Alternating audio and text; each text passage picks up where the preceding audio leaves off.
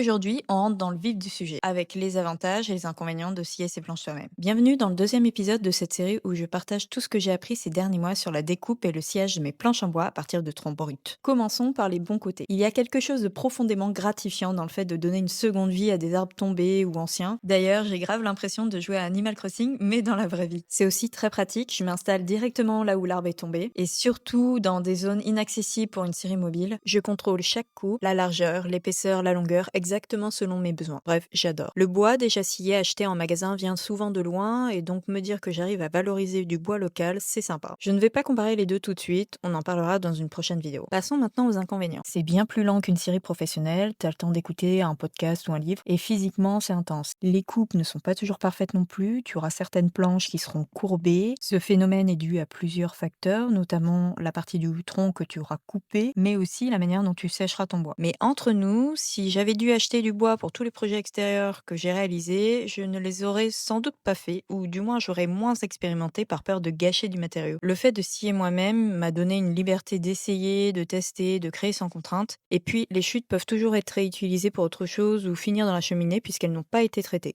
Et dernier point, le carburant. Je vide un réservoir d'essence et d'huile de chêne toutes les 3 planches environ. Et aussi, ce n'est pas exactement l'usage idéal d'une tronçonneuse. Elle n'est pas faite pour ça. Du coup, pour les petits volumes ou pour débuter, c'est une très bonne option. Mais pour une vraie production, je te conseillerais de te tourner vers une scierie mobile. N'hésite pas à me dire ce que tu en penses en commentaire et à t'abonner. Dans la prochaine vidéo, je répondrai à la question: est-ce que produire ses propres planches te fait vraiment économiser?